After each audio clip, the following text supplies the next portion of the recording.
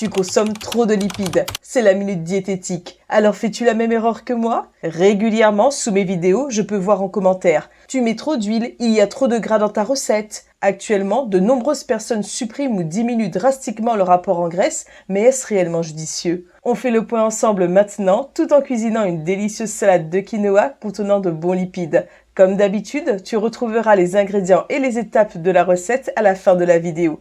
La vidéo intégrale est disponible sur mon compte YouTube et TikTok @CiciLC. Pour commencer, qu'est-ce qu'un lipide? Les lipides sont une grande famille qui se compose de différents types de graisses en fonction de leur structure moléculaire. Pour faire simple, on trouve d'abord les acides gras insaturés. Dans les acides gras insaturés, il y a les acides gras monoinsaturés. Il s'agit principalement des oméga 9. Et ensuite, les acides gras polyinsaturés. Eux, ils se divisent en deux grandes familles, les oméga 6 et les oméga 3. Les acides gras insaturés, qu'on qualifie également de bonnes graisses, sont ceux qu'il convient de privilégier dans le cadre d'une alimentation équilibrée. Ils favorisent la santé cardiovasculaire en régulant les taux de cholestérol. Ensuite, on a les acides gras saturés, qu'on appelle aussi les mauvaises graisses. En effet, parmi ces acides gras saturés, on en retrouve qui, si consommés en excès, sont athérogènes, c'est-à-dire qu'ils peuvent favoriser le dépôt de plaques riches en cholestérol sur la paroi interne des artères. Et vous me direz, et le cholestérol dans tout ça? Le cholestérol, lui, est principalement fabriqué par le foie, mais il peut aussi être apporté par l'alimentation. Il n'est pas à bannir, simplement à consommer sans excès dans le cadre d'une alimentation variée et équilibrée. Et où se cachent les bonnes et les mauvaises graisses? Ça, c'est une question qui m'a été posée à plusieurs reprises. Les oméga 9, même s'ils ne sont pas considérés comme essentiels car notre corps peut les synthétiser, sont toujours bénéfiques à introduire dans notre alimentation pour renforcer notre santé.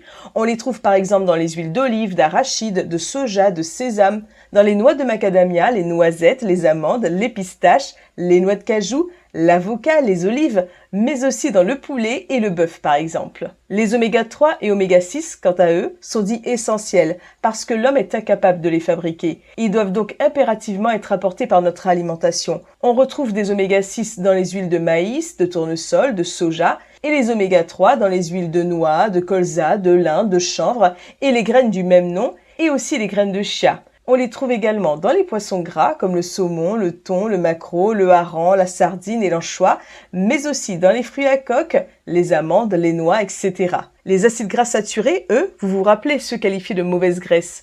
On les trouve dans les aliments d'origine animale comme la viande, la charcuterie, le fromage, le beurre, la crème. D'accord, mais même si tu parles de bonnes graisses, les lipides ça reste gras. En rééquilibrage alimentaire, il est préférable de les éviter. Je sais que les graisses font peur à certaines personnes, mais les acides gras, qu'ils soient saturés ou insaturés, sont essentiels au bon fonctionnement de notre organisme.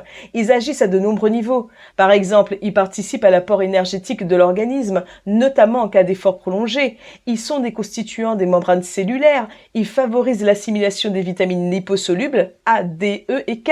Ils participent à la production de plusieurs hormones et plus spécifiquement encore, les acides gras monoinsaturés favorisent la baisse du taux de mauvais cholestérol et réduisent le risque de développer une maladie cardiovasculaire.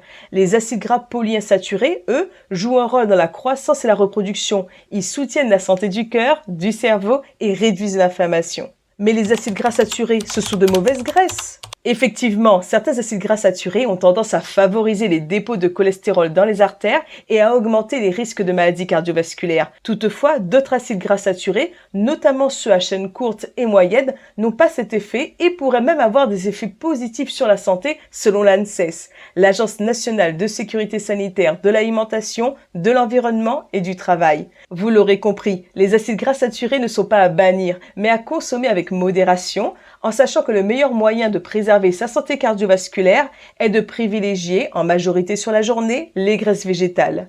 Et petit message aux détracteurs, sachez que les lipides doivent représenter entre 35 et 40% de l'apport énergétique total quotidien pour être en bonne santé et particulièrement en rééquilibrage alimentaire car on prend soin de notre assiette. Les acides gras monoinsaturés doivent représenter 15 à 20% de l'apport énergétique total de notre alimentation. Les acides gras polyinsaturés représentaient 5% de nos apports énergétiques quotidiens. L'ANSES recommande un rapport de 1/5 entre les oméga 3 et les oméga 6, c'est-à-dire une molécule d'oméga 3 pour 5 molécules d'oméga 6 consommées. Mais en France, on ne consomme pas suffisamment d'oméga 3. On doit donc faire un effort pour augmenter nos apports en oméga 3. Quant aux acides gras saturés ou mauvaises graisses, ils ne doivent pas dépasser 12% de nos apports journaliers en énergie. Et comment limiter ma consommation de mauvais lipides? De simples changements d'habitude alimentaire. On opte pour de la volaille sans la peau ou pour de la viande maigre, par exemple du steak haché à 5% de matière grasse. On préfère le lait demi-écrémé ou écrémé plutôt qu'entier, les yaourts à 2 ou 3% de matière grasse. On opte pour des modes de cuisson du type papillote, vapeur plutôt que poêlé ou frit. Attention aussi aux acides gras trans, appelés également graisses hydrogénées. Ces derniers sont issus de la transformation des aliments comme la margarine, les produits industriels tels que la pizza, les viennoiseries, les pâtes à tartiner, les biscuits apéritifs ou encore les barres de céréales. Si consommées en excès, ces graisses sont dangereuses pour le cœur et les vaisseaux sanguins car elles favorisent les dépôts de plaques d'athérome. Et pour les huiles, quelle quantité en prendre? 2 à 3 cuillères à soupe permettront de répondre à nos besoins. J'espère t'avoir éclairé sur de nombreux points. D'ailleurs, si tu as des questions, n'hésite pas à me les noter en commentaire. Et passons maintenant à la recette de ma salade de quinoa avec de bons acides gras. Pour commencer, je fais tremper 130 g de quinoa toute une nuit. Le lendemain, je retire l'eau de trempage, je rince mon quinoa puis je le fais cuire 15 minutes dans de l'eau bouillante. Une fois mon quinoa cuit, je le rince sous l'eau froide pour le faire refroidir et je réserve. Je hache finement 2 échalotes, je coupe 2 tomates en dés et je réserve le tout. Puis dans un saladier, je prépare ma sauce. Je mets 1 cuillère à soupe d'huile d'olive, 2 cuillères à soupe d'huile de colza, 4 cuillères à soupe de jus de citron vert, 1 cuillère à café de sel, 1 demi-cuillère à café de curcuma, 1 demi-cuillère à café de cumin, 1 demi-cuillère à café d'ail semoule et une pincée de poivre. Tu peux mettre un peu plus d'épices si tu veux relever davantage ton plat. J'ajoute mes tomates en cubes, mon échalote hachée, une grosse poignée de noix hachées et mon quinoa refroidi.